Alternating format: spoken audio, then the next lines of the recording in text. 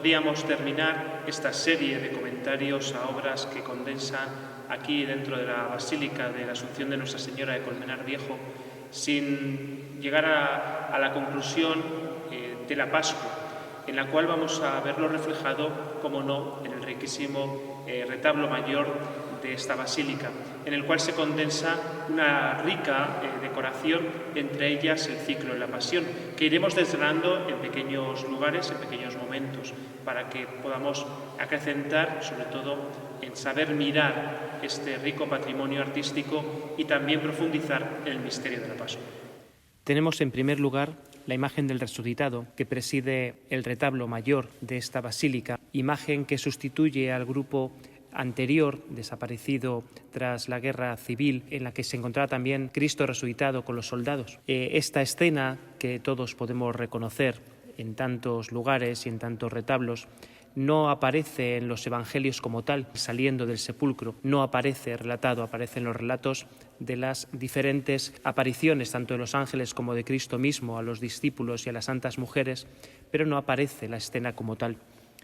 Es así como en el mundo antiguo, en el paleocristiano, se situaba y se representaba a Cristo resucitado como el buen pastor que salvaba y rescataba a las almas, a las ovejas, ¿no?, para llevarlas al cielo, ¿no?, recordando tanto la escena del relato del sermón del buen pastor de Jesucristo como la de los salmos. Fue cotidiano verlo representado a partir de la antigüedad como la etimasía, que hace referencia al trono vacío en el que se sitúa Cristo según el Apocalipsis, ¿no?, situándose muchas veces, en vez de a Jesucristo, la significación como una cruz revestida con toda su majestad y sentada en el trono. También es fácil ver la escena de la resurrección a lo largo del medievo en los corderos místicos, ese cordero que también aparece en el Apocalipsis, como podemos encontrar en la capilla de la Vera Cruz de Maderuelo, hoy conservada en el Museo del Prado, en la que encontramos al cordero que lleva también ese mástil, ¿no?, de triunfante de la victoria sobre la muerte, pero como cordero. En el mundo oriental, el mundo del icono, tampoco se representa la resurrección como en Occidente, sino que encontramos la resurrección de una forma en el descenso a los infiernos, en ese sábado santo en el que Cristo desciende al infierno para romper las puertas del abismo y rescatar a los primeros padres. Es ese lugar, ¿no?, en el que se llama Anástasis. En el siglo XIII ya tenemos en el Evangeliario de Rinó, vemos a Jesucristo saliendo del sepulcro con un pie fuera del sepulcro y otro dentro, ¿no?, con las vestiduras gloriosas. Se recogen rasgos puramente teatrales, ¿no?, como los autos de la Pasión, que se han ido conservando. Aquí en España tenemos el auto de la Pasión de Lucas Fernández, ¿no?, y que aparece Jesucristo con el estandarte de la oriflama y bendiciendo. El autor incluso litúrgico como Molanus lo describe a sí mismo, también saliendo del sepulcro, ¿no?, y llevando en sus manos, con una mano bendiciendo y con la otra llevando este báculo de la oriflama de la victoria. En el gótico podemos encontrar también representaciones. Boots aparece representándolo ya no con el sudario o de una forma gloriosa como podemos encontrar en los evangeliarios, ¿no?, que está vestido con sus colores, ¿no?, del azul y el rojo, de forma también real. Aparece tampoco con el sudario, el de Boots, por ejemplo, ¿no?, sino con una capa abrochada, con una fíbula al cuello. Y en su costado ya aparece la herida de la lanza. Es el varón de dolores resucitado con sus marcas de la pasión, tal y como eso sí nos relatan algunos de los evangelios, ¿no?, como muestra a los apóstoles, ¿no?, sus marcas de la pasión. Así aparece ya en el gótico, haciendo que es el mismo cuerpo, identificando que es el mismo cuerpo que estaba en la cruz, ¿no?, con todas sus marcas de la pasión.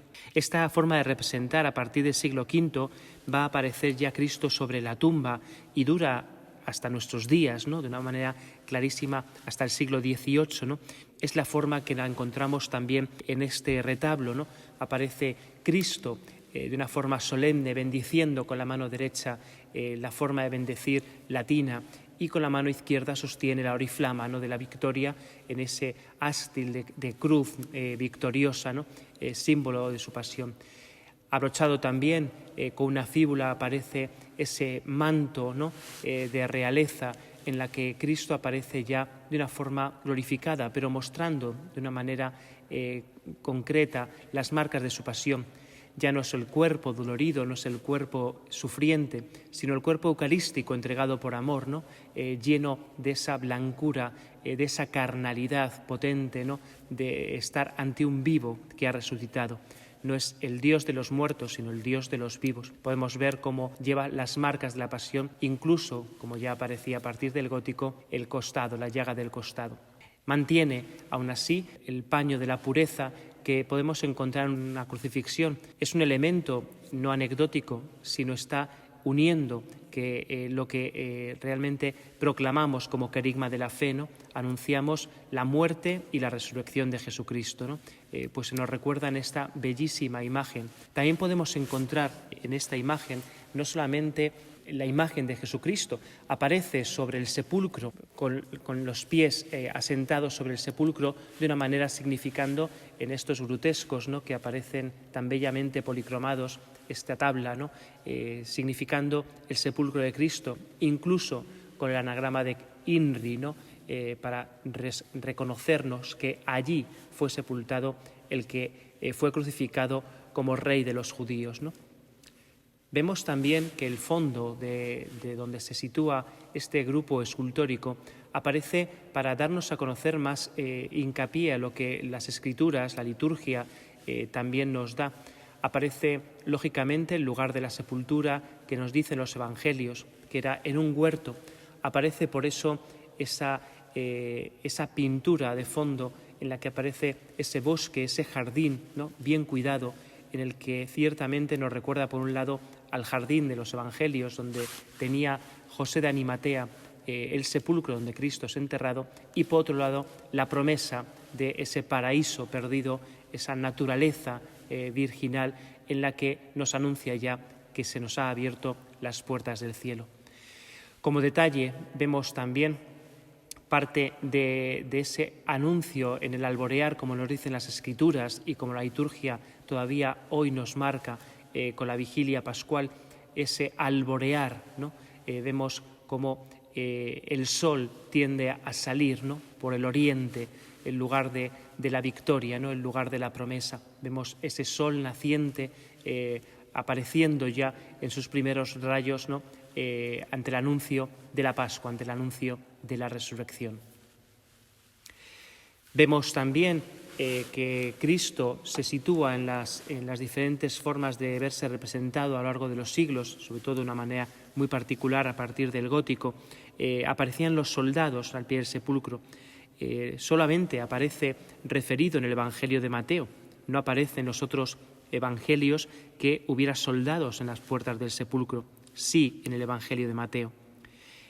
Aquí han desaparecido, desgraciadamente, estas imágenes de los soldados. Había 2 soldados despertándose ante el resucitado.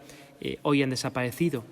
Todavía constan en algunas fotografías antiguas en las que se ven perfectamente estos 2 soldados, ¿no?